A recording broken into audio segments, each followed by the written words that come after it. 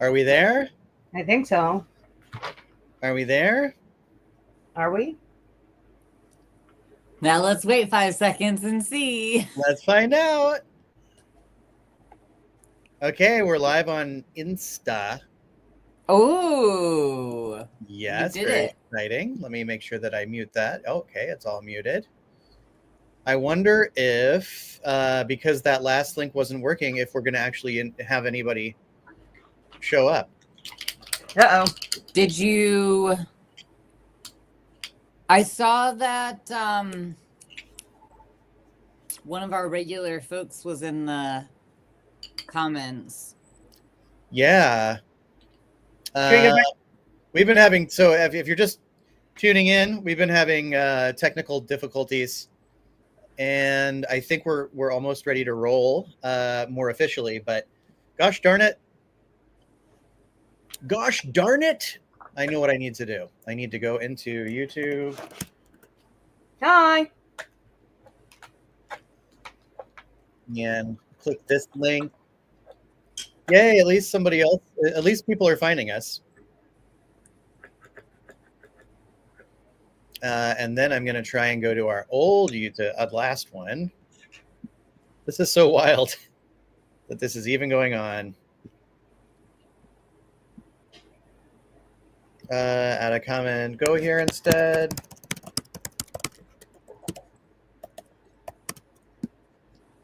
Everybody who's watching gets to see the exciting world of trying to sort out what happens when you accidentally crash your live stream.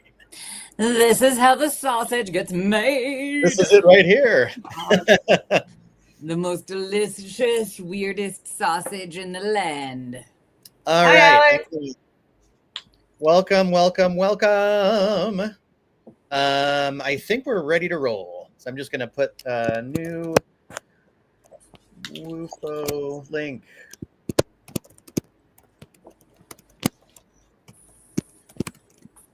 And post. All right, we're in business. Let's have some Wufo fun. Hi, pals. Hey, Alex. How are you? How is everyone? Welcome to Wufo, the second of the new. What are we calling it? The new Wufo. We should have a contest.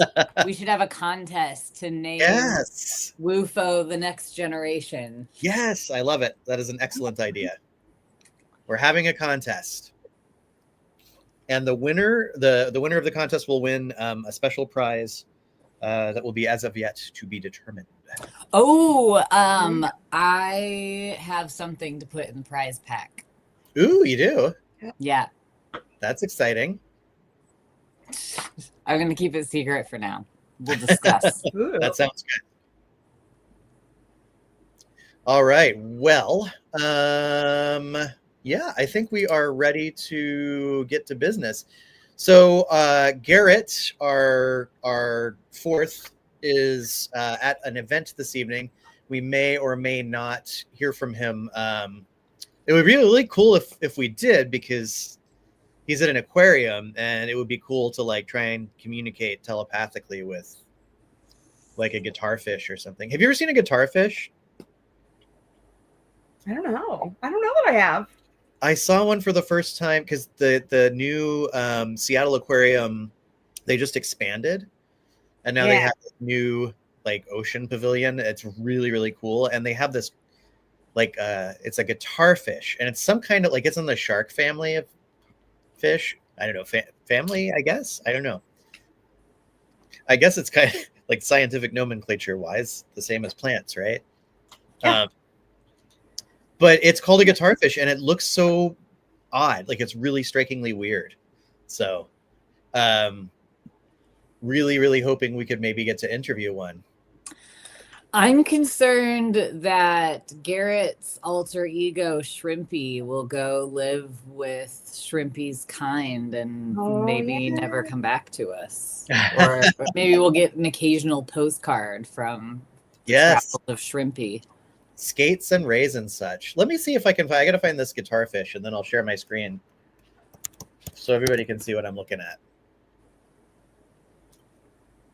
It is kind of like a skate / ray, but also a shark. The bowmouth guitarfish. Show me your file, my friend. Okay, I found one. So check this out. We're going live outside to the oceanfront guitarfish. Ooh. Isn't that wild? I mean, it's like a ray meets a shark, but it's shaped like a guitar. I would not call that a fish. No. It's so cool, though. I've never seen such a thing. And if we play our cards right, and Hermes and the rest of the deities of the internet smile upon us, maybe Garrett will actually have a chance to interview one of these. I mean, I'd settle for like a sea anemone, Oh, yeah. So how is everybody? It's been 2 weeks. Give us the snack report. Yeah, let's do a snack report. I'm chomping on some Uglies barbecue flavor chips. Oh, are those good? They're delicious. Oh. What makes them ugly?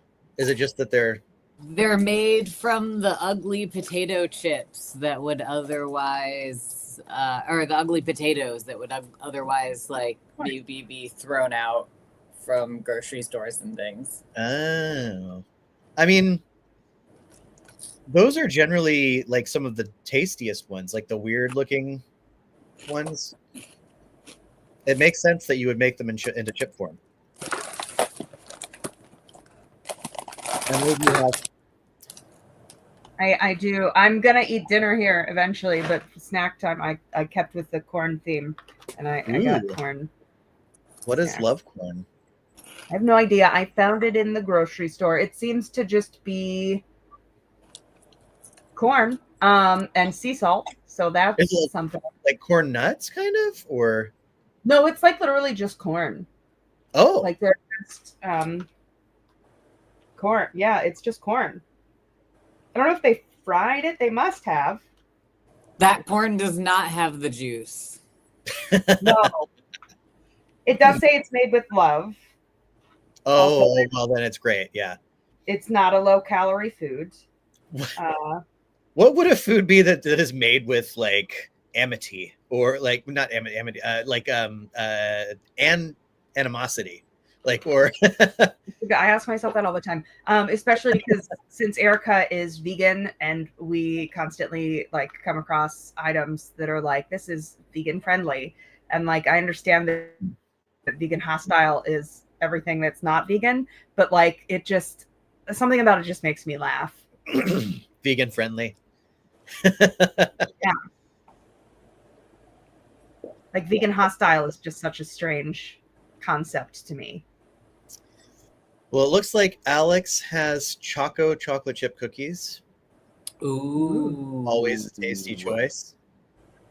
I'm looking on Instagram and we have cheese sandwich, water, and sangria soda. That sounds nice. Ooh. Oh, I have. Oh, very good. Moscato that I'm drinking right out of the bottle, so don't judge me. I didn't want to judgment. A glass. It's all good. I almost forgot, but for dessert, I have one of these amazing oatmeal cream pie cookies. Oh my, that looks delightful. They're so good. Sierra.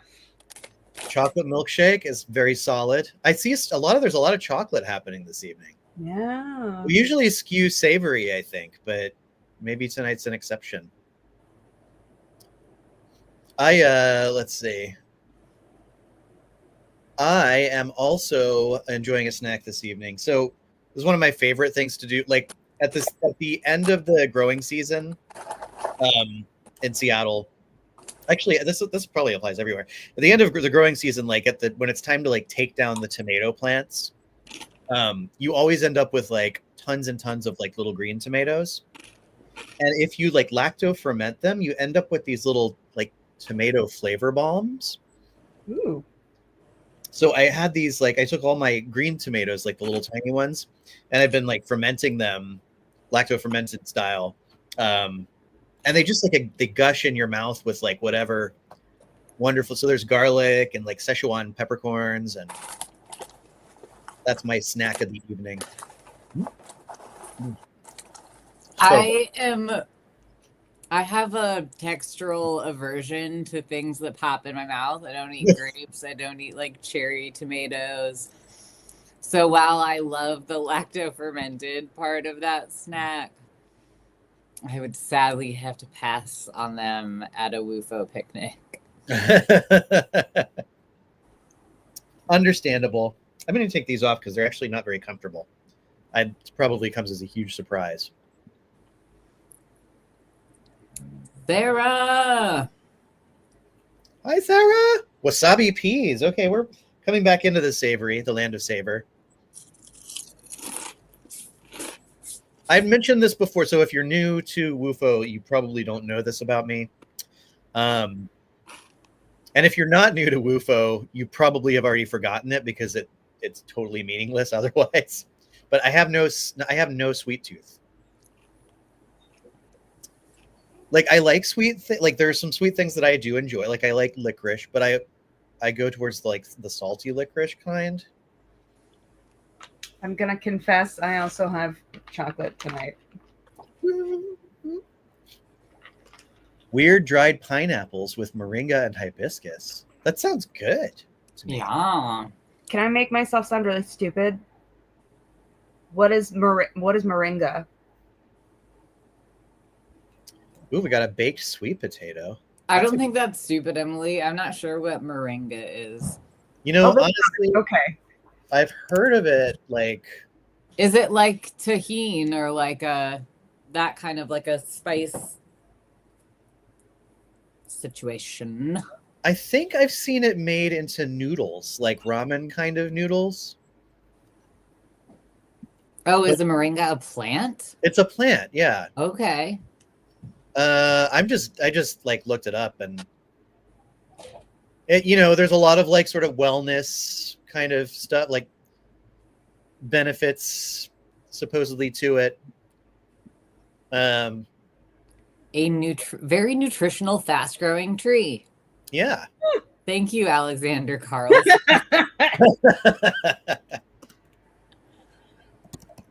But I'm curious as to what plant family it's in. The flavor blasted goldfish family.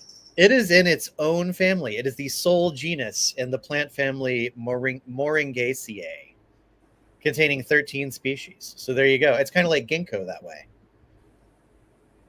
Ginkgo is like its only, like there's just ginkgo, like that's it in its entire family, like the last surviving species of the ginkgos.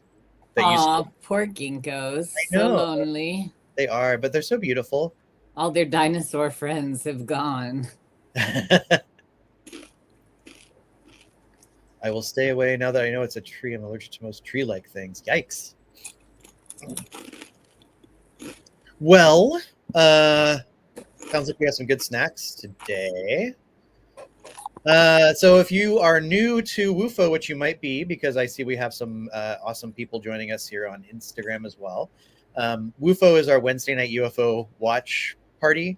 And like this live stream is not typically the part where we actually do the UFO watching. That happens at 10 o'clock, which is, according to John Keel, the most likely statistical time to see a UFO specific to your time zone wherever you are. So we usually have our live stream and we have some fun and play some games and do some stuff and chat.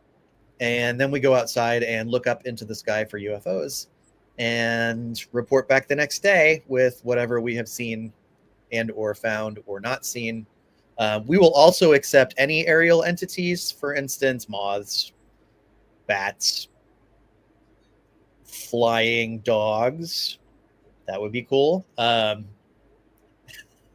anything else that you happen to see that you think is cool, like a raccoon or a cool shape in the trees, an interesting noise, like we want to hear it. So tag us #Wufo and let us know if you've seen a UFO or something else that's interesting tonight after this live stream. I think that covers it. Let's see. Oh, we also have a regular tradition of. Oh, yeah. I know that a lot of people are probably like totally under snow right now. Sarah was just saying, I'm under a heavy snow squall right now. So I'm waiting until 10 p.m. West Coast to go out there. Yes, please be safe. There's no reason to. Are the alternative options for looking at the sky still up on the website after Yes, Jeremy? yes. So you can look at the sky without being able to even go outside. I will put up that link. Awesome. Yeah, because we recently redid the site. So here we go. Resources for cloudy nights.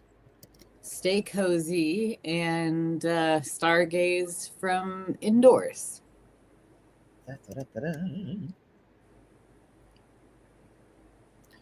Here you go. If you are under the snow or just totally comfortable and cozy already, and you don't feel like venturing out into a blizzard or a snowstorm, or if you just are like chill and you're like, I want to watch from the sofa, then you can go to this link, wufo.watch/resources for cloudy nights. And if you go to the website, you can scroll down to the very bottom and you'll find this link, resources for cloudy nights, at the bottom too.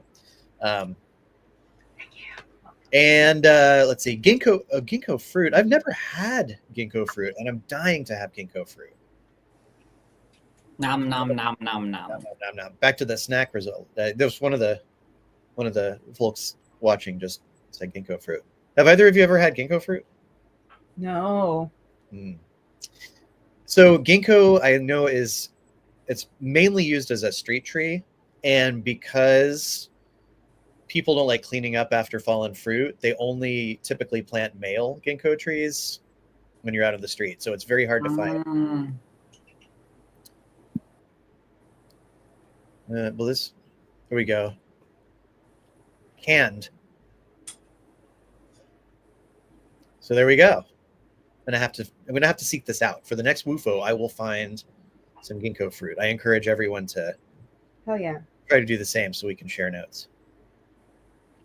Recommended snacks for the snack report. That's right. All right, I'm going to take the banner down.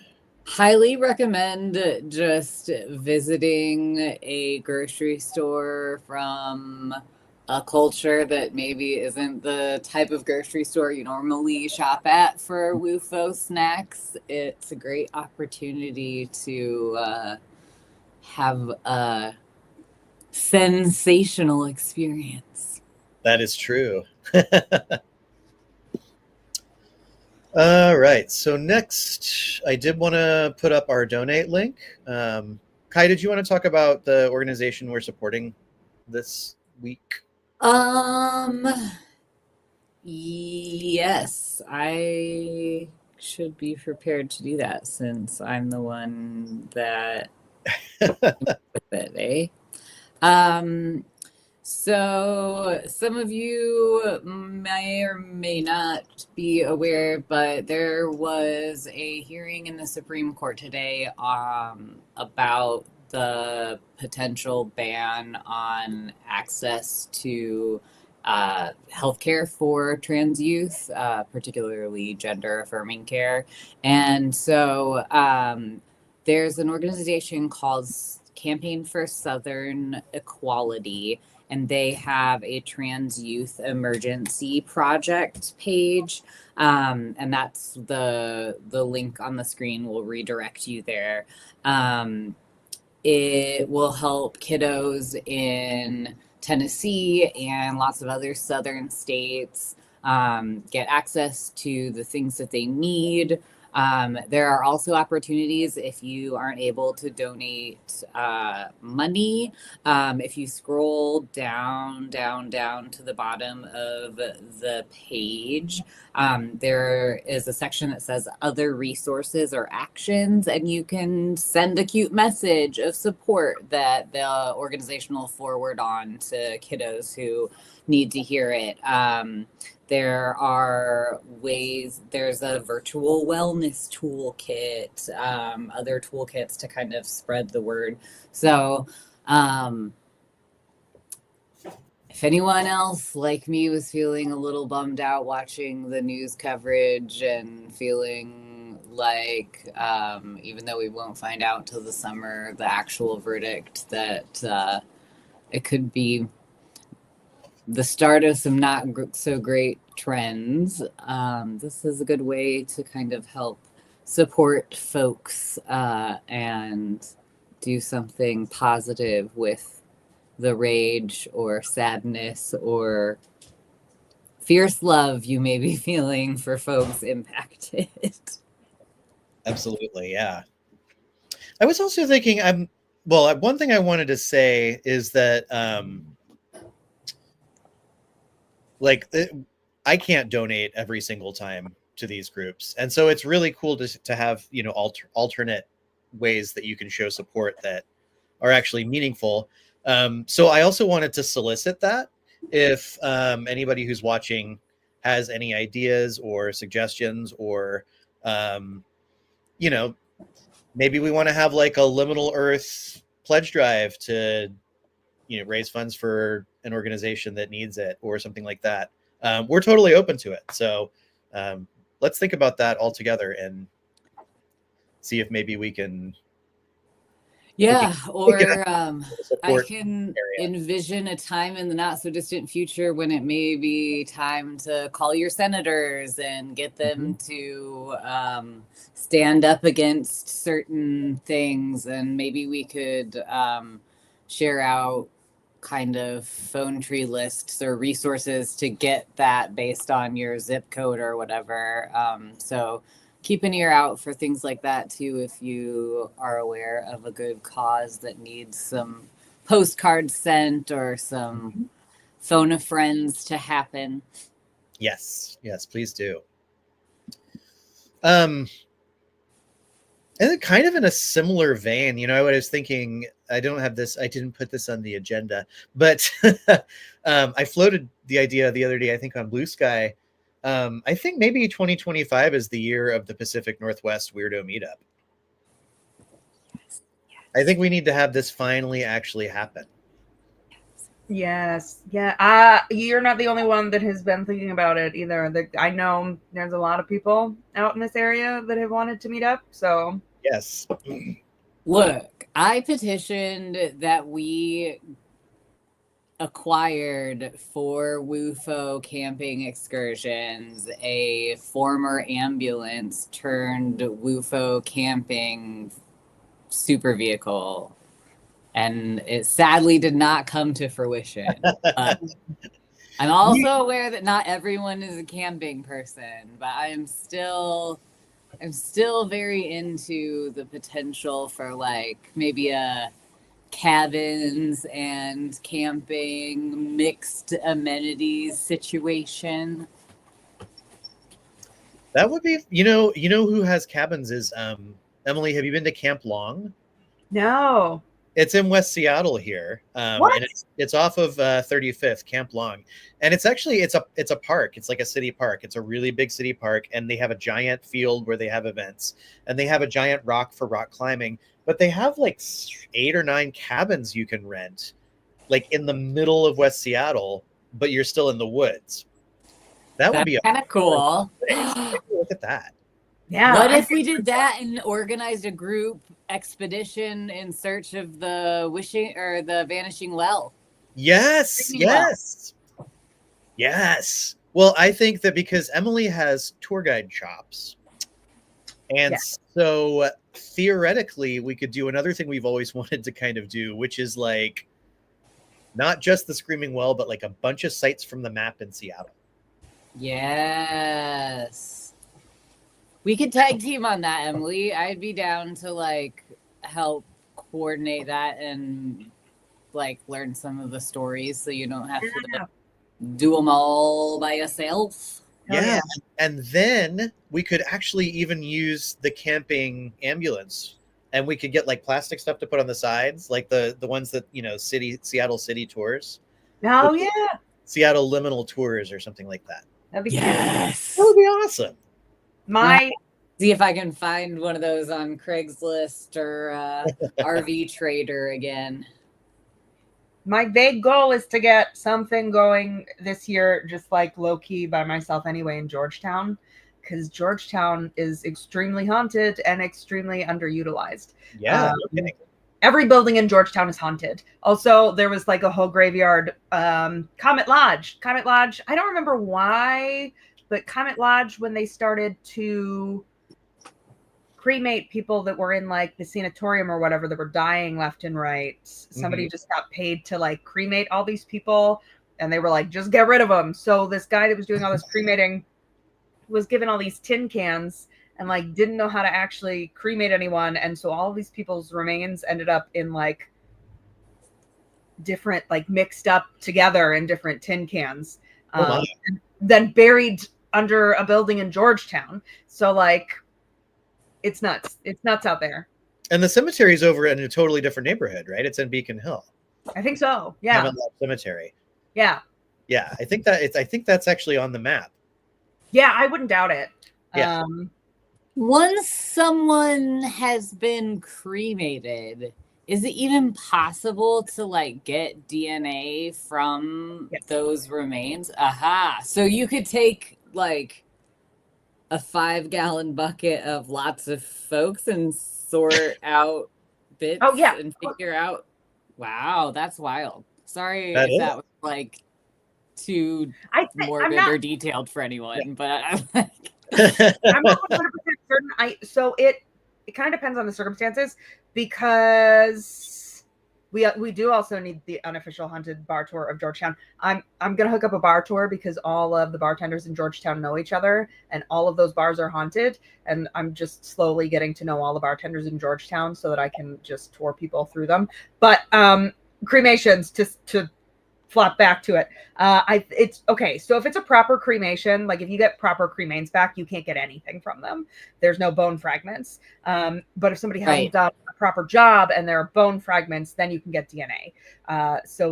Which would make sense in the case of this person who didn't know what he was doing. But normally they all get like pulverized, right? And then like what you get back is almost like sand. And I was like, you can't possibly get anything. No.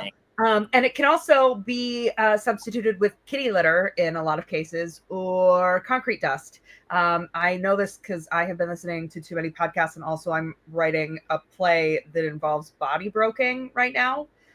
Funny that we ended up on this topic because I was just like listening to a podcast about it all day. Because body broking is actually like a really big business. And if you give your body to science, make sure you know who you're giving it to, because they might just like let somebody in to chop off bits of you and sell them to someone in Saudi Arabia or China or God knows where, so that someone can like use those body pieces for whatever they want, or make lamps covered in human skin, or just like keep them in a jar somewhere. Those people are going to have an awful time in whatever happens after this existence. I mean, whoever is trafficking in that business is setting themselves up for. Unless you're into it, right? I mean, well, yeah. I mean, like if you were like, hell yeah, send my head to someone. I mean, you know, the way I see it, I'm not using it. Somebody else can, like, right? But can you imagine if you thought that you were like giving up your body or your loved one's body to like do good for science, which is what I would think I was doing if I was signing up for something like that? I mean, it'd be the same as if you like signed the back of your license to be a organ donor and then you found out that actually all your organs got sold in the black market. Like, I would be kind of pissed about that because sign up for capitalism. Okay, but what if we set up don't tell me, Jeremy, an alternative organ donation program where you could be like, I want to donate my organs to people who want to use it to like curse Trump supporters or like to. Oh, I thought you were gonna tell me you like heard of This American Life about how actually like organ donation is all of your organs end up on the black market. There was one about the cross and blood donation a while back, and I was just like, oh no, I can't handle this today. No, but like, what if you're like, I want to donate my organs to, like a collector who will display them in a museum, or Yeah. Well, yeah. No, there's plenty of people. I mean, like the whole the Medical Oddities Museum in Boston is changing their formula is not the right word. So basically they're changing their outlook as a museum where now they are only displaying bodies where people have given permission for them to be on display. So like that is also a thing you can do. Yeah. There was also a lot of contention when that bodies exhibit was going around because a lot of those folks who were on display were like prisoners from China whose families did not give consent or permission. Yeah. That kind of thing. The haunted zoo is free, Sarah. The haunted zoo is free. Stop everything. I need to go to the I want to switch from body farms to haunted zoos, please. Wait, I was going to say, what did I miss? I may slightly be intentionally inducing a hard pivot, but also as someone who occasionally has to go to the Midwest for familial reasons, I would love to meet up with Sarah and go visit Chicago. It would make going there much less. I'll put Sarah's comment up so you can see what you missed here.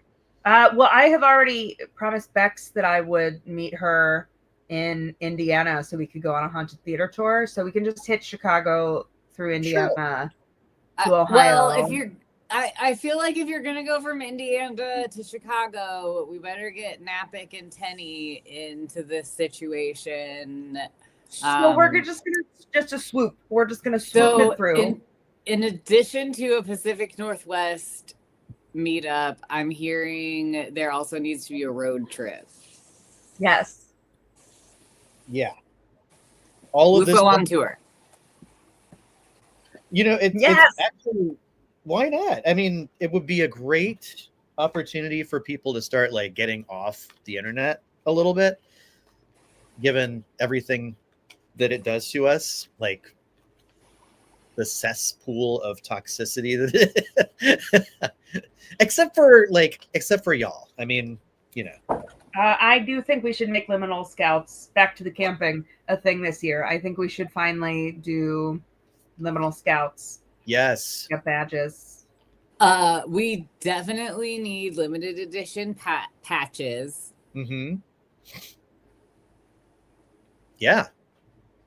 Literally touch grass 2025. Yes. Yes. Oh my gosh. That needs to be a bumper sticker. We're going to make it. I'm going to make it. Yes. That's the name of our first official gathering. Yes.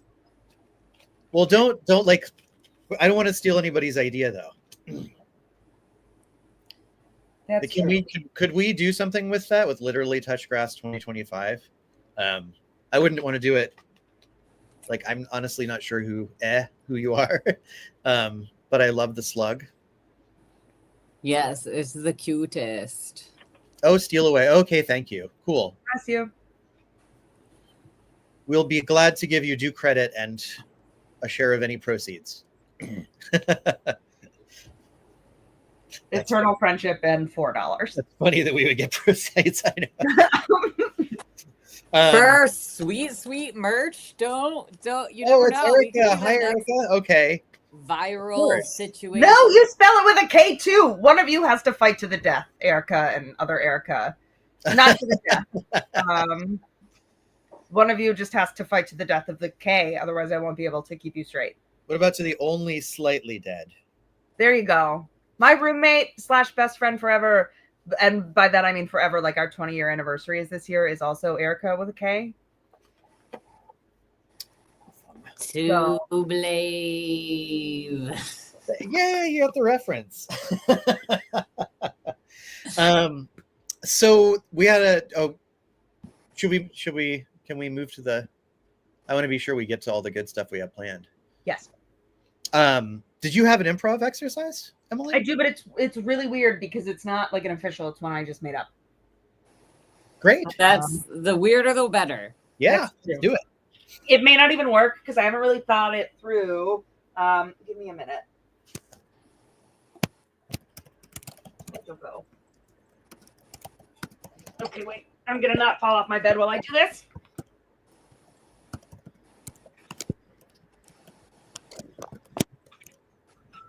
Okay.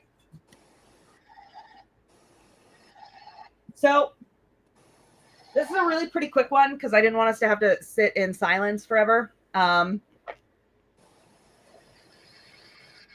So what I would like everybody to do is find something like a book.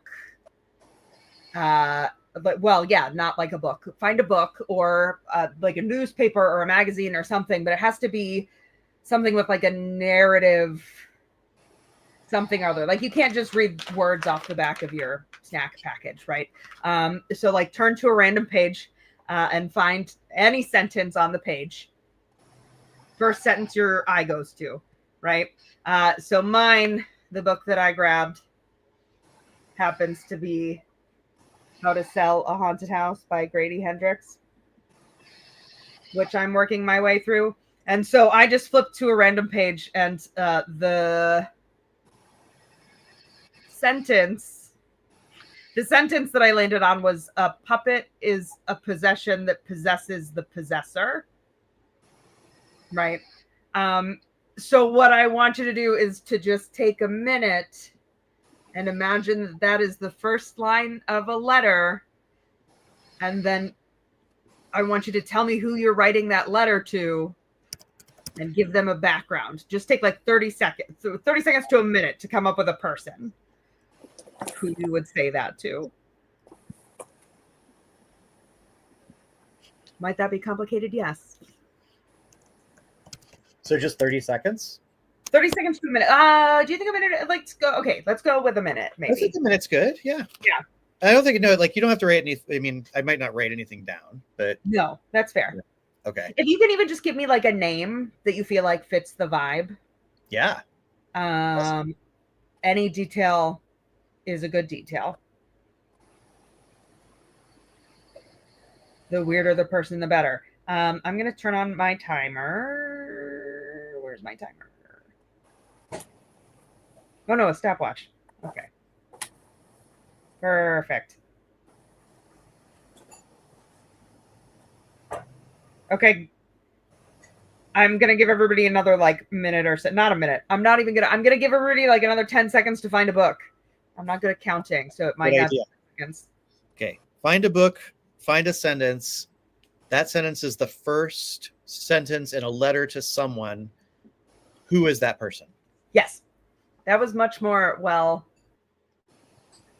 succinct. I was going to say well thought out. Succinct. No. And if you don't have a book on hand, you can always do this later. This is based off of a writing exercise that I just do sometimes, basically, especially handy in like playwriting circumstances. Okay, I'm going to go ahead. I'm going to start my timer now. So you get a minute.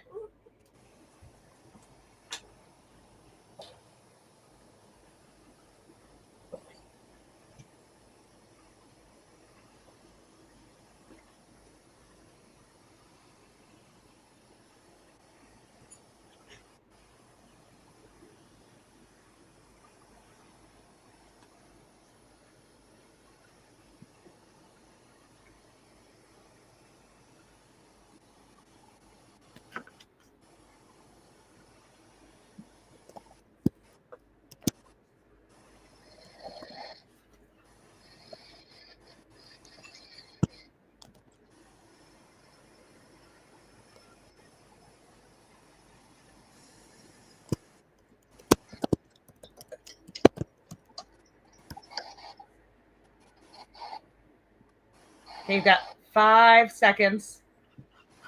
So wrap up your sentence if you're writing a sentence. And that is your minute. So if you are not done wrapping up your sentence, I would wrap it up now.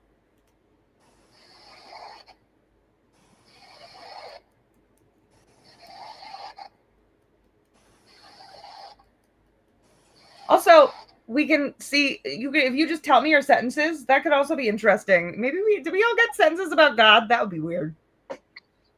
Okay, good.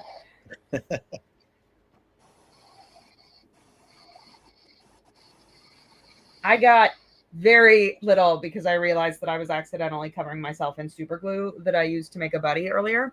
So now my hands are covered in super glue. But today's been an ongoing series of strange, sort of disastrous feeling events that aren't really disasters, but you don't really know how to label them. So they're not disasters. It's just the disaster is too strong a word. Okay, the devil. See, that was weird. A weird amount of religiously themed sentences, but maybe that's because we are all similar people. Also, Erica, a weirdly religious sentence. A lot of weirdly religious sentences that we ended up with. Because my character, he was a priest, and I named him Fred. His full name was Fred Miscavige. I don't know if that was a Scientology reference in the back of my head or not. But he runs a museum full of relics from the Catholic Church and may or may not be possessed by one of them. We don't know. That's a book for another time. My sentence is, because you aren't in Paris, you should hopefully be helplessly lost after because you aren't, you should hopefully be helplessly lost in a few turns. I decided that this was the first letter to a note for a time traveler who has woken up with only a map to Paris, but not apparently in Paris. Perhaps some sort of training ritual for time travel and quantum navigation or something. That's good. What was the book? Did you say that? This is a book that I recently got called DIY Magic by Anthony Alvarado, and it even happens to be a signed copy. Wow. It's very cool so far. I'm very much enjoying it, so I'm sure that it will come up again in future Wufo discussions. Cool. Mine, my book was "Who Was Albert Einstein?" Oh. It's one of my kids' books about Albert Einstein. My sentence was, "A man falling freely in the Earth's gravitational field who drops an object will not notice it is falling." Yeah. Yeah, that totally makes sense. Yeah. So I thought, like, what if this was being written to someone who researches UFOs, and the letter is describing something that he's like somebody being dropped from a UFO who was trying to drop something else at the same time, and they both fell at the same time because of. It's like a line in the report. Yeah, like a line in the report or something like that. Yeah. I like that instinctively we all went weird. Yeah. Which is fair, given that we are all weird people. I also feel like there's two themes. Otherwise, like, you could argue that the sentences are vaguely religious in nature, or they do have something. They have something to do with animals. About half of them, it looks like, have something to do with animals. That's true. So cool. Yeah. Try to send a signal out to the person you invented tonight. Maybe we can egregore them. I don't know. Yeah. I just got a text from Garrett. Let's see. He says the aquarium's loud. Oh, it's too loud. Yeah. Well, that's too bad. All right. Well, that's okay. That's fine. We'll have to have John Waters be a special guest at another time.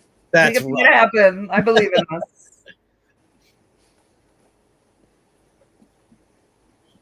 Well, that was a cool exercise.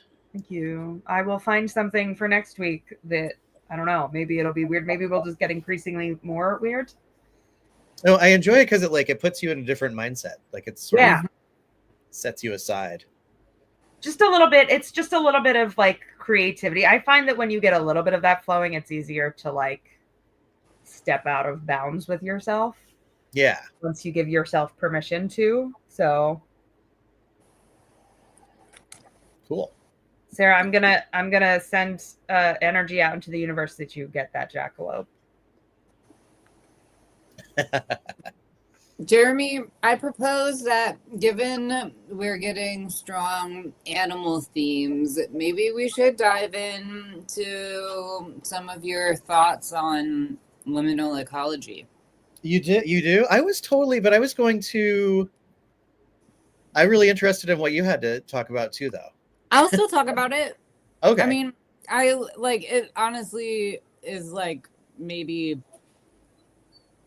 15 minutes. So yeah, mine's probably that too. I'm gonna eat dinner, and you guys should just both talk until I'm done. Well, but snacks only. Did you say you made a little guy? Like, did anybody else for the homework assignment? So last Wufo, we gave the homework assignment to make like a little, like a creature or a guy, little guy, cute guy. Yeah, like that. Just to, make something that it could be a fun little toy. It could be like a deity you would put on an altar. It could be anything like that. And here's. Oh, yours is much. Ooh. Yeah. I think it kind of looks like something from Labyrinth. Like. Yeah. No, that's absolutely a nightmare. That's a little nightmare, guy. I'm obsessed.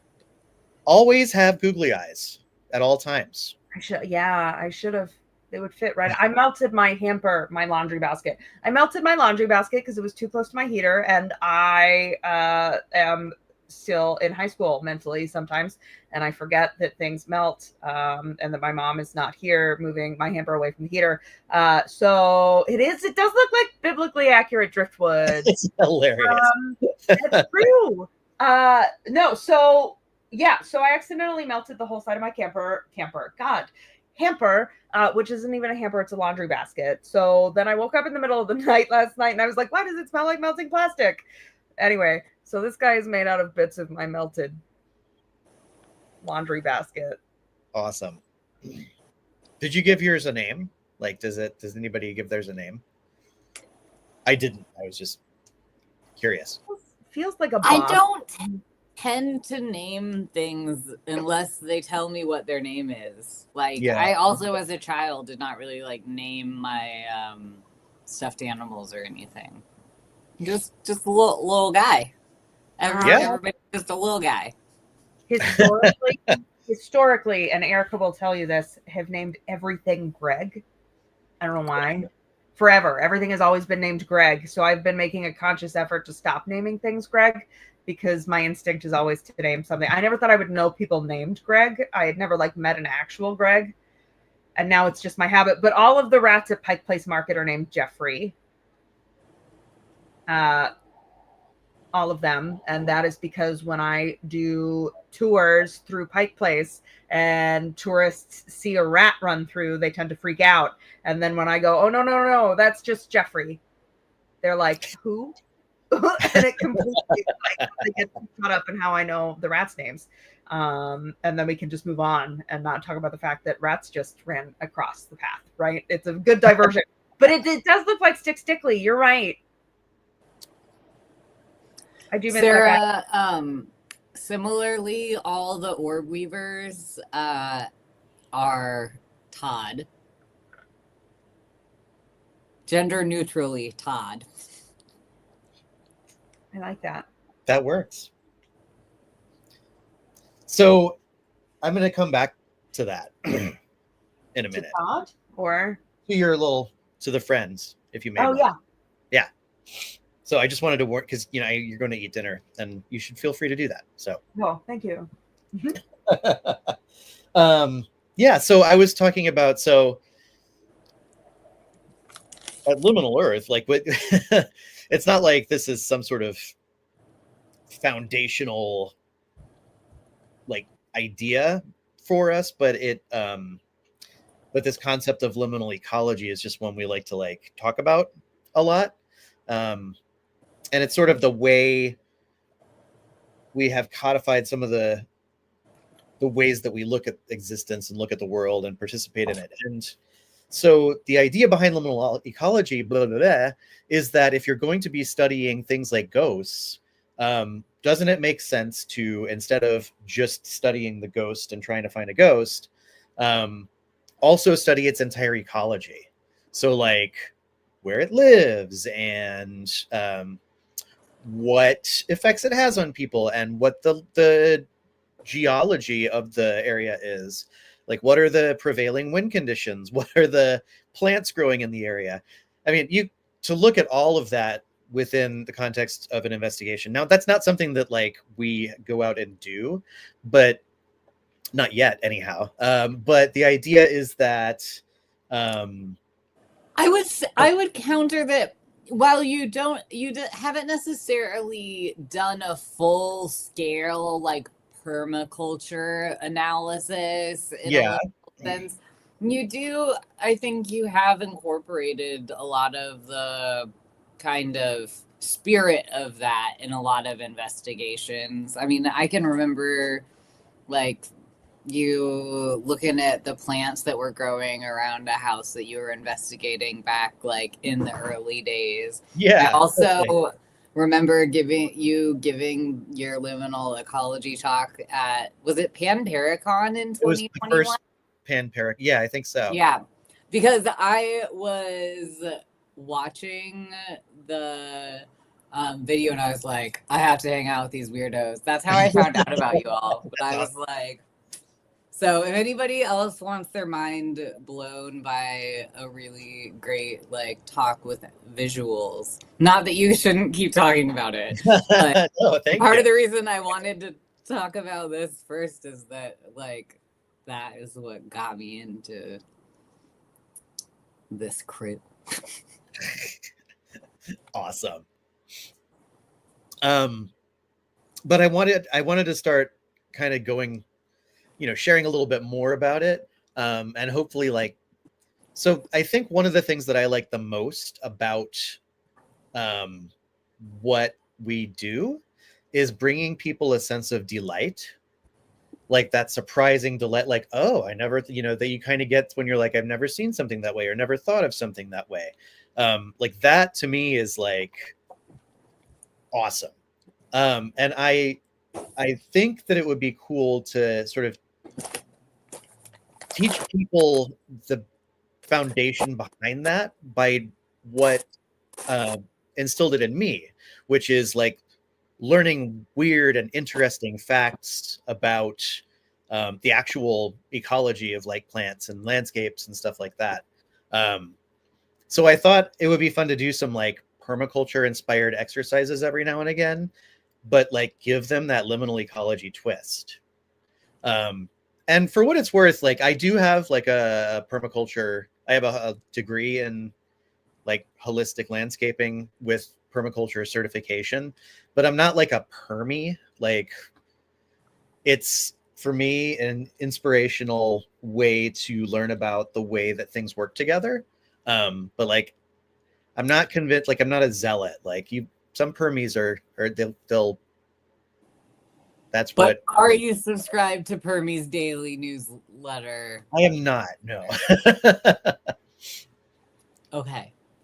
I can't say that I am. But I just wanted to throw that out there that it's like, so people kind of know where I'm coming. I'm not trying to convert people to permaculture.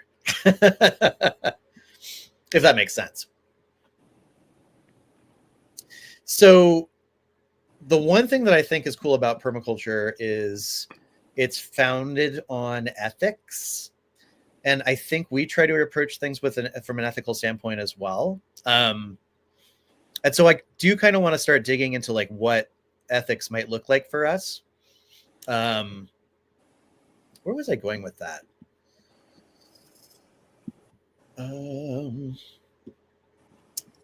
But before we do that, I wanted to kind of like give everybody a chance to like kind of go, oh, and have that little experience. So I'm going to put a link up. And one of the first things, so when I first started learning about landscape design and permaculture and all of that stuff, one of the things that we learn about is like rainwater collection and like incorporating that into the landscape. So, you know, you capture water from your roof, you put it into barrels, and then it waters your plants, or, you know, if it's filtered properly, you can even turn it into drinking water, depending on a bunch of different things. But one of the first things that ever happened to me that blew my mind was calculating the amount of rainwater I could collect from my roof in a year. And I did it, and I was like, holy shit. And so I'm going to put a link up to a rainwater calculator, and I want everybody to do it, to try it. You don't have to, I mean, if you live in an apartment or something like that, you could just make some number up. But I'll let you know that the square roof on my house is the roof on my house is 1,080 square feet. And it's a pretty small, like, suburban house. So you could use that too if you wanted to. Let me put this link up here.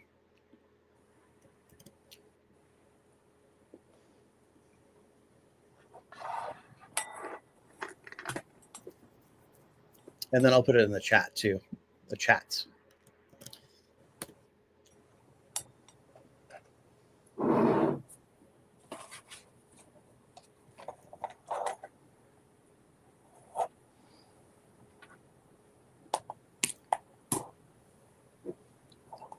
And when you find the amount, it's pretty self-explanatory, the link that I sent.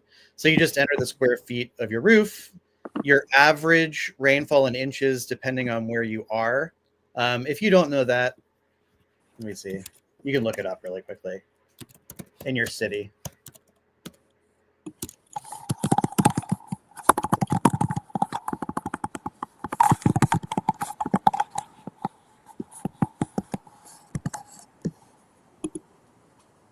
So here in Seattle, it is 39.3 inches a year.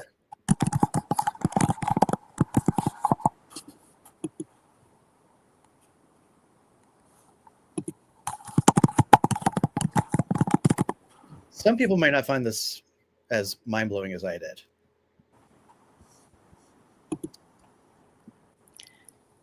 Jeremy, what did you say the like square footage or whatever of your roof is? 1,080 square feet.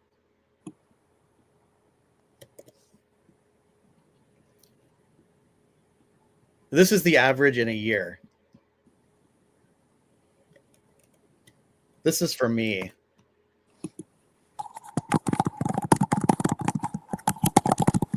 27,000 gallons of water I could potentially capture off of my roof in a year under like ultimate, like that's incredible, right? Like that's the kind of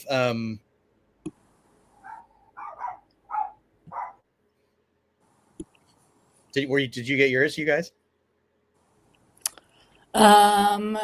Mine says 24, just shy, yeah, like 24,500 gallons. That's a lot. Yeah. I was just going to go off of whatever you get because I live in an apartment building and you're next door. So that's true. Yeah, mine is a little bit, we get slightly less rainfall than y'all, and I'm not sure what our roof measurements are in my cute rental. So, like, how many gallons of water is a person supposed to drink a day? So a person a year is supposed to drink 152 gallons of water. Okay. Sarah, I've heard about that being an issue. There are places where they actually. Oh, hey, Shrimpy. Hey! Hello. Can you hear me? Yeah. Hi. You did it. I'm on the street in Seattle. Where are you? I'm in Seattle on the street. I'm sitting in this statue of Ivor Fish and Chips feeding the gulls. Oh, right, the gulls. Do you see it? Another gulls thing. Ivor's mom. Ivor's mom died at that Starvation. At Starvation Heights. Yeah. Yeah. Yeah, I've been having all kind of seagull synchronicities today, and I walked past and I saw Ivor here feeding the seagulls. That's right. I don't know if you can see that. It's a little dark, but now sorry. that you've told us that, I can see that that's what's happening. Yeah. How's everything going? Everyone safe and sound? Yeah, it's good. I'm sorry. I was trying to. So I was at my work party, and we're at the aquarium, and there was a giant octopus, and I brought like a spirit box. I really wanted to like commune with it on stream, but then they closed that all down for us. So. Boo. Was it in the new pavilion? Did you get to see the guitar fish? No, it was in the old space. No. You go back and like check out that guitar fish. I'm telling you, it's cool. Okay. Who do we need to know to get permission to do a special Wufo fish contact event at the aquarium? I mean, I have connections now, so if we want to do an overnighter. Absolutely. I think we might need to for science. Right. I'm scared of fish, but I'd do it. You're scared of fish? I mean, like, not like in theory. Like, it's hard to explain. I think I'm more scared of fish in the ocean because I don't know where those dudes are, and I don't know what they're thinking about. And like, you can't see the bottom, and like maybe there's a really big one, and that just horrifies me in general. But like in aquariums, I'm less spooked. Maybe I just need to make one. I need to make a fish friend. Maybe. This might be your chance. Yeah. Yeah, the octopus there is like, it feels like the raptors in Jurassic Park, where it's like trying to test like how to get out the whole time. I really wanted to talk to it. It seemed fascinating. I didn't one escape. Yes, I think it used to get out. Yeah, I Yeah. think they put it back in the ocean, so it's a new one. This is a new one, and it's about to go back out. Yeah, which is, it's cool that they do that. That's an ethical aquarium. But I think it was the one that was there for a while was escaping all the time.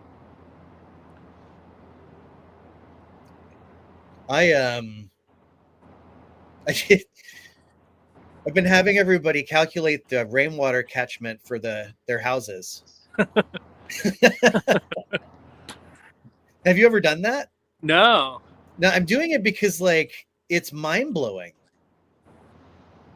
I get like my little house, my little 1,080 square foot house. I could catch like 27,000 gallons a year of water off of it. Whoa. Yeah.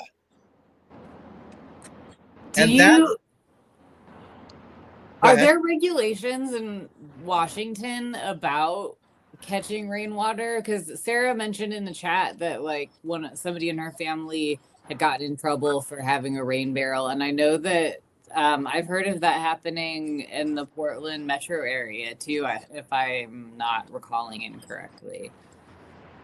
Not that I know of in Seattle. I there might be if you're going to be drinking it. But rainwater catchment, like I used to install rainwater catchment tanks. Like there's a whole program where they're giving out barrels. So I think it's okay here. I mean, I wouldn't like drink the rainwater that you collect off of most roofs. Oh yeah, no. Like incredible amounts of filtration. No, but for watering plants and stuff. No, yeah, I think this I think it was like I don't want to speak out of turn, but I feel like it had something to do with like the city is also in charge of like the water and the water bureau, and if you're like keeping water out of the watershed, you are robbing the city from their profits from the water. How dare you? I don't know. I could be. They need the water for the golf courses.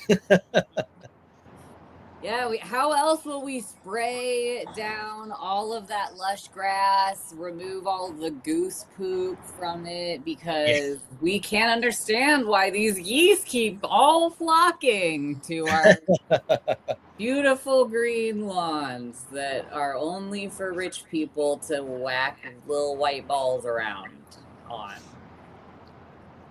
So, yes, if you wouldn't lick your roof, don't drink the water. So Garrett, you're like, I don't want to have to keep talking about rainwater catchment because we have you like on the street. Is there anything you see that's interesting, or anything you have to tell us? Sorry, I can't hear you. It's kind of getting quiet for some reason. No, I was just saying, like, it's very quiet all of a sudden. I can't hear you. He's gonna get abducted by aliens while we're walking. I know, like any moment. Oh yeah, that's what it's gonna be. The tech goblins are really having a wild party tonight. Is there anything else going on out there that you can see, or? No, it's pretty chill here. There's it's very foggy. I'm about to take a ferry back home. I don't know if you saw this thing though. You might want to talk about. CJ mentioned the how the orcas are wearing hats again. Oh yeah, that's right. I think that's an important discussion. That's tell me about the salmon hats. They're like, I mean, maybe Jeremy, you want to? No, you know just as well. As I just heard. Yeah, they're putting the dead salmon on their head and like wearing it as a hat, and like other ones are picking up on it and also doing it, and it's something that they did apparently like 25 years ago too. It was like a weird trend, and then one of them started doing it, and then others picked up on it, and I think they were talking about what I read something too, like the whole orcas like trying to knock over boats. They were wondering if that was also going to be like the salmon hat, where it's like they're like learning from each other, and doing these like it's like TikTok trends, but like for I mean, to me, orcas. Salmon hats sound slightly more like bell bottoms. Oh yeah. Back every like 25 years, they like fashion trends. Right. I love it. That's fantastic. I'm very pro orcas sinking yachts. Yeah, totally. I know. I should say that now before you're not allowed to say it anymore. I think what I'm saying is I hope that unlike the every 25 years bell bottoms and salmon hats return, that the yacht sinking doesn't wait that long to grace us with its favor once more.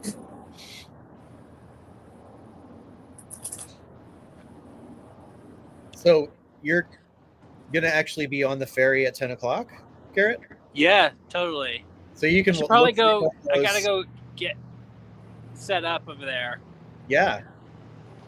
but I just wanted to check in real quick and say hi. So you're gonna My looking for phone's about to die. looking for UFOs in the sky on the ferry.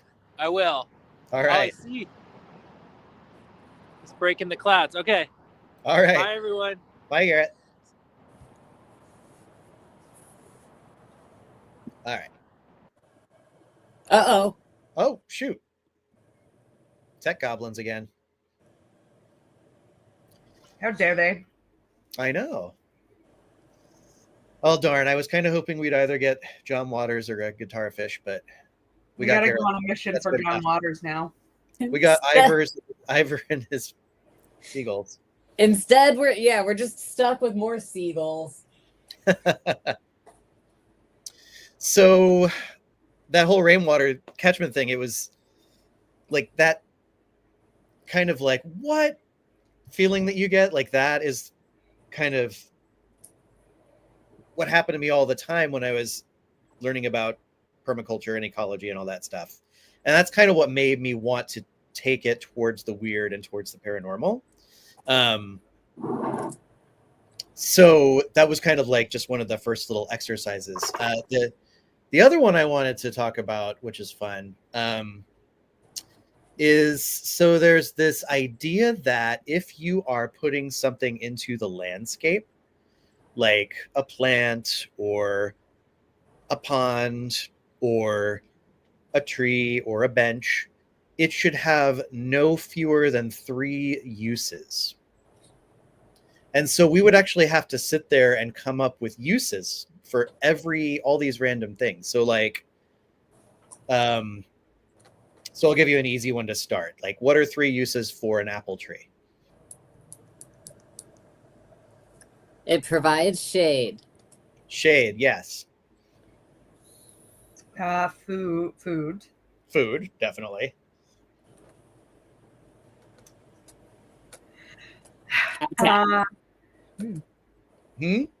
Habitat for wild critters. Oh, yep. Habitat. Sarah said the same.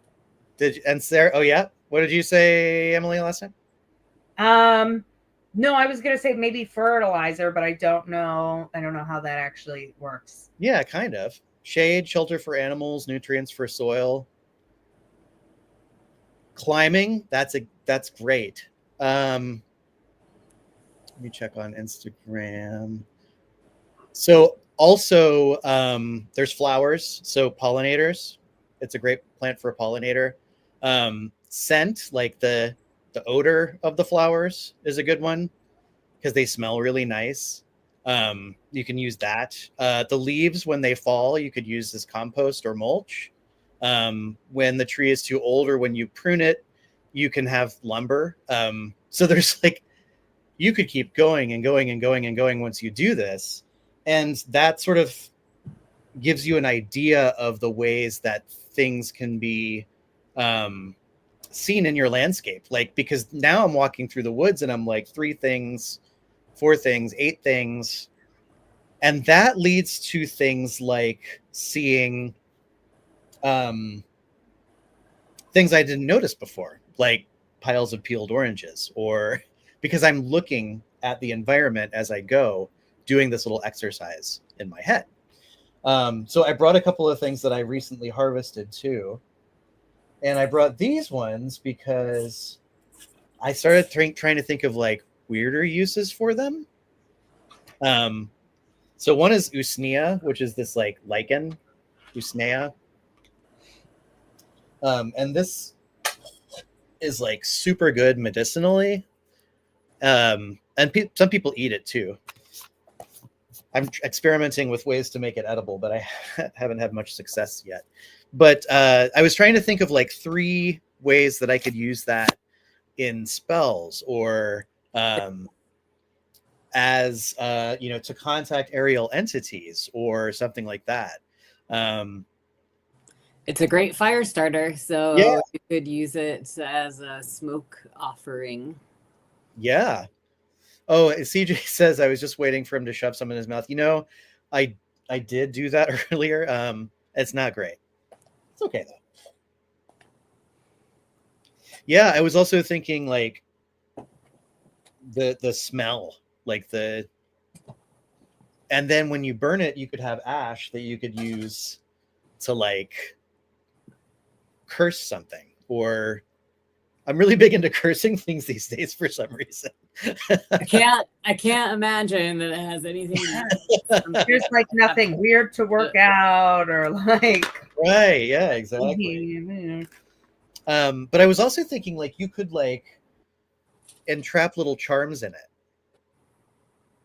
to like capture little aspects of reality that you want to. Oh yeah, you could stuff something like a cushion or something like that. You could combine the cushion idea with your charm idea and make like a sleep spell, like a little pillow of that stuff with some magical charms trapped inside. Yeah. So it's also excellent medicinally. Like if you can find it, it's an amazing medicine for if you have a cold or the flu or something like that. So I also found these berries. They're madrone berries, like Pacific madrone. And usually you can't find very many of them because they grow up like way high up in the tree. But we had those windstorms recently. And so I got like a ton of them. I don't know if you can see this. So I was trying to think of uses for those too. And one of my favorite uses that I came up with for them that I already knew kind of about is using them for casting lots. So you get a bag full of them, and then you grab a handful, and based on the number that's in your hand, you can use that for divination. Or for liminal spirit oracle. Yes, exactly. That is basically casting lots is the same thing. So, but then I was trying to think of other things like little round.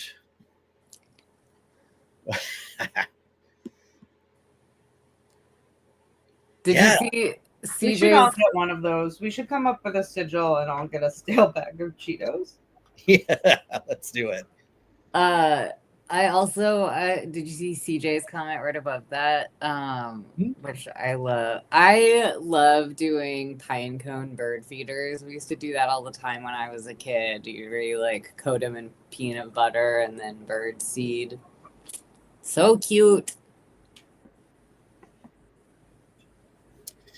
Oh, I just thought of another one for the madrone berries. So those are the same. Basically, they're the same thing as the arbutus, the strawberry trees. If you're familiar with those at all, they're more decorative but those are like sacred to Hermes, right? And since I'm kind of into the Greek deity thing, they're similar enough that it could be used as like small components if I'm doing some sort of offering to Hermes. Oh, okay. Oh, somebody asked, could they go in a rattle? Are they hard enough for that? Yes, absolutely. Yeah, if you dehydrate them, they're technically edible, but they're kind of leathery when they're fresh. But if you dehydrate them, they turn almost solid. So a rattle, that's perfect. That's an awesome idea. And you can use them like beads too. Yeah, I know I have some friends who actually string them for Christmas trees, like you do cranberries, but they string them and then dry them and then hang them on the tree. So cute. So that is another permaculture exercise that we just did that was basically the 3 uses. And that it's super fun to just sit there and like come up with stuff. And you can do it for anything. And so that's why another assignment is going to be come up with 3 uses for your friend that you made, but they have to be like in like weird uses of some kind. Emily weird approved improv silliness level uses. Yep. Yes. I think we're building in a direction. I don't know what that direction is, but we're building there. So think of 3 uses for the friend that you made. And if you haven't made a friend, you have plenty among those of us who are present this evening. But if you haven't actually physically made some kind of friend, just, any time is fine. That was mine again. So CJ, your friend. Yeah, and if anybody has a tiny weird friend that you would like to share, please tag us somewhere, Insta or Blue Sky. We don't do Twitter at all anymore, but Insta or Blue Sky, and we'll retweet your little personal. I'm finally on Blue Sky. I bit the bullet. So find me there, friends, if I haven't found you. Same handle as all the other places. So that's really all I got. I just kind of wanted to toss a couple of fun things out there that kind of delved into a little bit of the liminal ecology stuff, but a little more deeply. So see, I'm really glad that I feel like y'all's things flowed nicely from one to the other, because I feel like mine is slightly on a different tangent, but also like similar in that something that I've really been nerding out hard on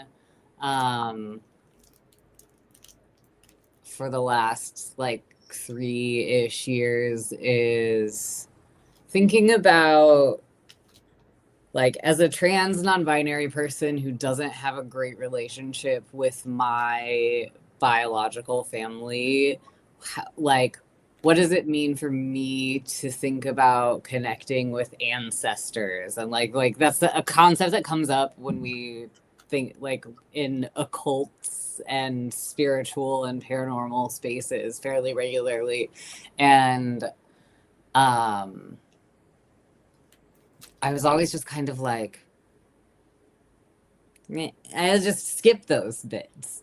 But I realized that through the library, you can access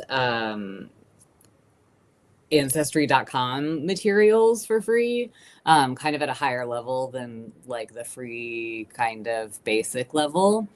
And so I started digging around because I really didn't know anything about my mom's side of the family. And I was surprised to find, like, there was a woman who was like divorced and living on her own and working in a washing machine factory. There's also Hanny Abbott is someone, I mean, she's like my 4th cousin 6 times removed or something. I'm not talking about necessarily like close relatives, but there's not a lot known about her. She lived kind of in the mid 1800s to early 1900s, and she was proposed to at some point, turned the guy down, and then I know that she attended the wedding of a like hoity-toity person in society because her name got written up in the paper. Then she ends up being institutionalized at the Georgia State Hospital. And it is unclear from the information I've been able to find why exactly that was, but it could be as simple as she said no to this guy, and her brothers were like, "You didn't manage to get married. We don't want to have to deal with you. We'll just send you over there." So I've been thinking about the weirdos in my family tree, or potential weirdos in my family tree. And then I recently picked up another book. Apparently, it's book show and tell with Kai tonight. Called Sacred Gender. It's by Ariana Serpentine, and just like Karen was mentioning in the chat, this has a really cool little exercise that I wanted to offer to you all as kind of a stargazing side quest of sorts. And so this is to connect with can be chosen family type folks, can be somebody who feels like a superhero to you or somebody you look up to, could be somebody you are actually related to. But whoever it is, think of a person, go outside, and look at the stars, and then pick one of them. And do you want me to project? Sorry to interrupt, but do you want me to project that while you're reading? Oh yeah. I almost forgot about my cute little graphic I threw together. Where'd it go? Next slide, please. There. Can you see it? Yeah, but can you make it? Oh no, because your screen is not square. Oh, I see. That's probably it's fine. Yeah, go outside when you can see the stars. Think about a person who's passed on that you wish you could talk to. Pick a star, any star. It doesn't matter if you forget about it 2 seconds after you pick it. While looking at the star, say what you want to say to the person. And once you're done talking, then you kind of take a minute, take a pause, breathe, pay attention to what's around you, and rinse and repeat if desired, which I thought was just like a nice, fairly straightforward little meditation of sorts, if that feels less woo, as we go gaze at the night sky, either in person or virtually. I think it's great. I mean, I don't think like we're okay with woo. Like I think that disclaimer is kind of for me. I think as somebody who grew up in a like pretty culty church, I think I am a little like weird, like wary of things that come off as a little too woo or a little too like ungrounded in facts. Yes, we all revel in the woo. So I like to have different lenses as options to think about things. Ancestor practice is really, it's fascinating. I mean, I've only like sort of dipped my toe into it. Like I went right from like my immediate, like back to my grandparents and just like skipped back to like ancient Greek occupied Sicily. There's scads in there that I was just like, I'm just going to go back even further. Yeah. Well, I mean, that's the cool thing is that like, you know, human history is deep, and even if the folks most closest to you on your particular tree branch are not the neighbors you would choose on the tree of life, you can just examine other branches. That is true. Well, that sounds like a cool side quest for those inclined to go out and do. So thank you. No, thank you.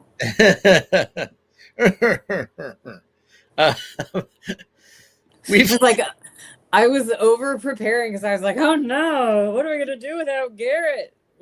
I know, and now we have like all this other stuff. I think that, but I'm feeling pretty good though. Like I think maybe we could save the rest that we have. Or do you think we should do it? Sarah, I love that idea. I love the idea of trying to talk to ancestral pets. Also, what if you try to talk to now I'm like, what if I tried to talk to my cat's grandparents or great grandparents?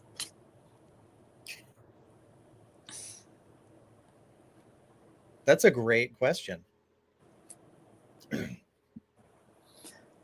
I wonder what the cat version of when I was your age, we walked uphill both ways barefoot in the snow to school.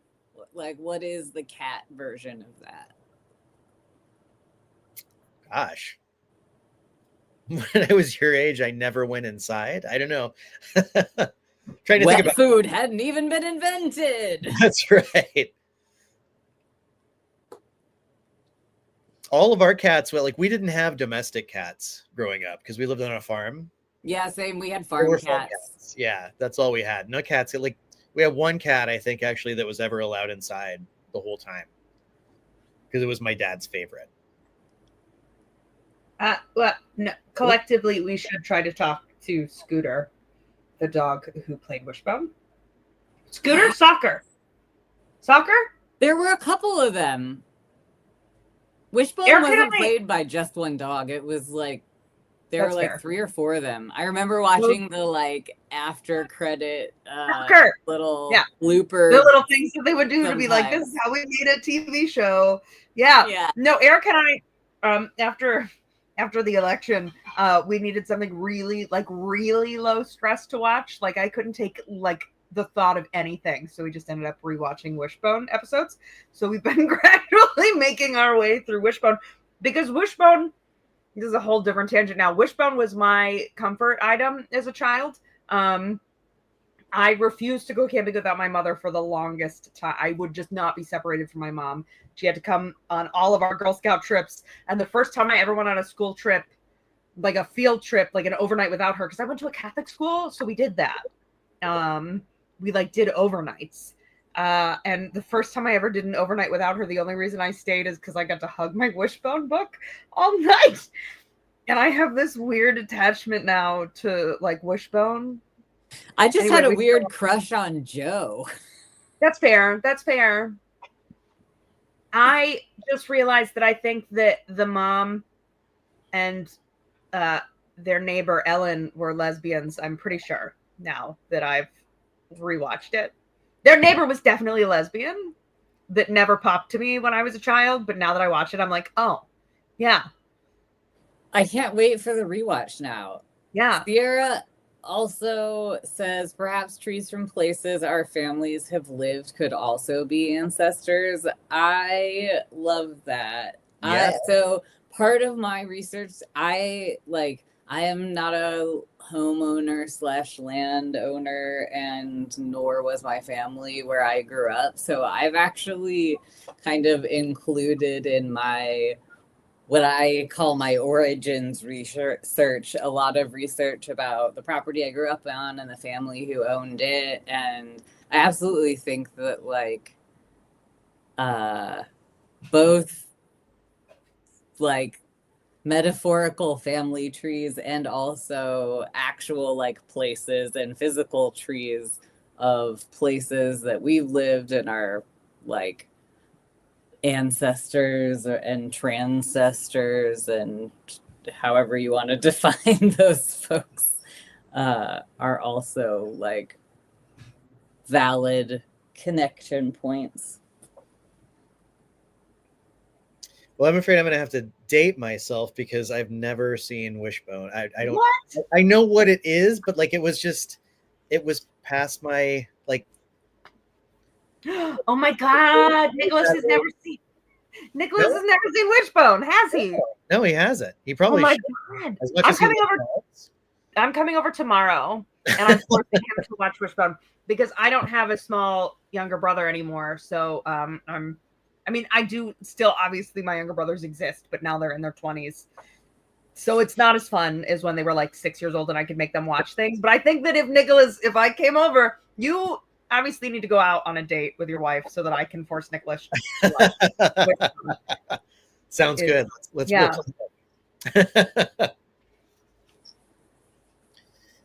Yeah, I know that's interesting. You know, I just remembered something that I don't know where this is coming from. It must be just plants, like the idea of the plants that you have an ancestral connection to. I grew up in an orange farm, like a citrus farm. And I never made a connection between that and like the piles of oranges before. Like, that makes sense though. That's weird. They're calling you home, Jeremy. They're calling me home? I don't know. No, it was the last citrus farm in the area. It's long gone now. It's been like developed into something.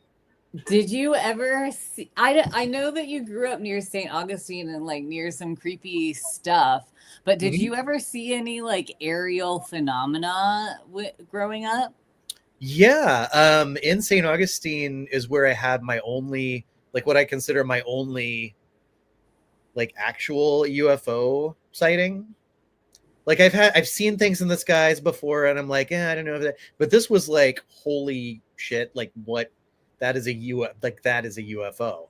Do you want to hear it? Yeah, obviously. Absolutely.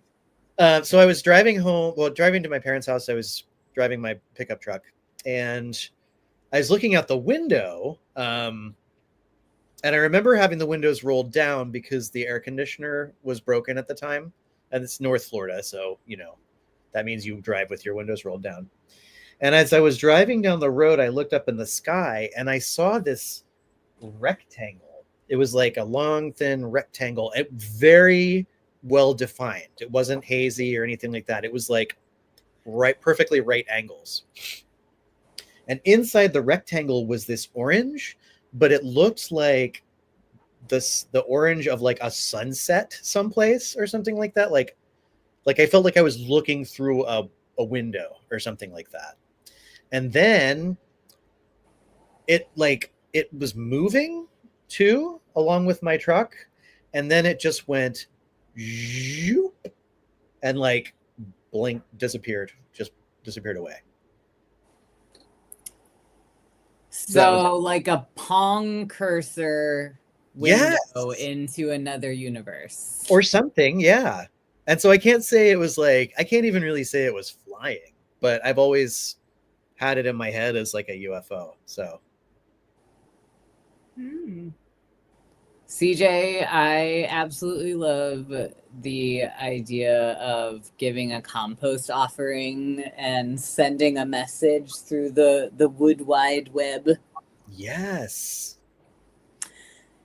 Have we ever tried adding like orange juice or like essential oil or like orange essential oil to our UFO water? Well, Jeremy made us bubbles with the essence of Queen Orange. Yeah. There are, and you know what the funny thing is I still have so much of that stuff, the orange essence. I have so much of it. We're gonna have to figure out ways of distributing and utilizing said orange essence. Absolutely. Sorry, I'm having ADHD brain. Oh. Did you say that it was an orange sunset in the window? Yeah. I pinged on that too. So here is a query. Were there entities absconding with oranges from the orange trees near your house? They perhaps ate the peels and were like, "Bleh, I don't know why humans think this is edible," and then dumped them at your new house because they accidentally time traveled and also got the location slightly wrong. They're returning the produce that they found unacceptable. That must be it. It's the only logical conclusion. When I had this sighting though, I was in, like, we had already sold the farm and it had been developed for like a couple of years, so that part didn't work out. We're just gonna leave that part out, like John Keel. If we can stretch the details to make a tidy narrative, we won't fuss about that too much. That's right. Well, I think I've definitely can save the other thing I had thought of doing, like a magic spell, because that, like, it has to be gone over, and let's do it next time. I think next time. Yeah, next time it's gonna be special guests. Yeah, we are gonna have special guests. There'll be some cool, like, I think Garrett's gonna show some video footage that nobody else has seen yet.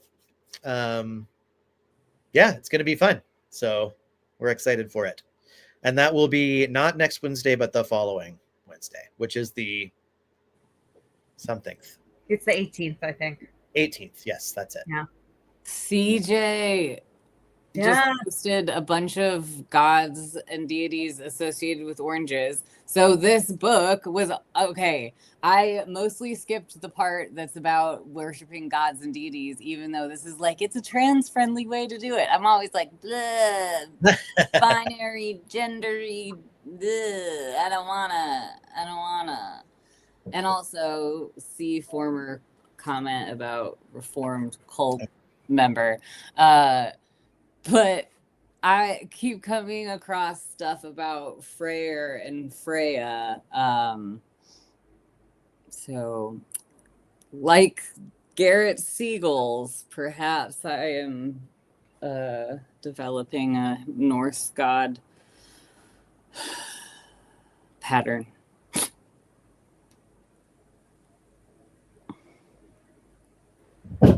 I like it.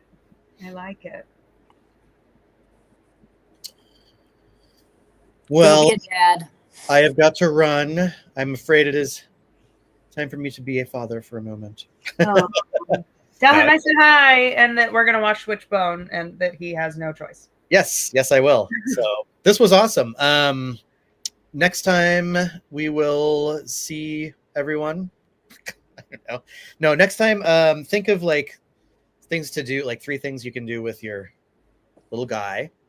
And if you need the directions for Kai's ancestor side quest, I just reposted, I guess, on Blue Sky. Re-skeeted. No, I'm not saying skeet. I will never say skeet. Why? Skeet. Come on. No. Oh, no. It was like my dad trying to rap, but with more joy. Oh, all right. Well, I'm going to end it on that. This was awesome. Thanks for hanging out, everybody. Bye. Good night. Thank you, Sarah.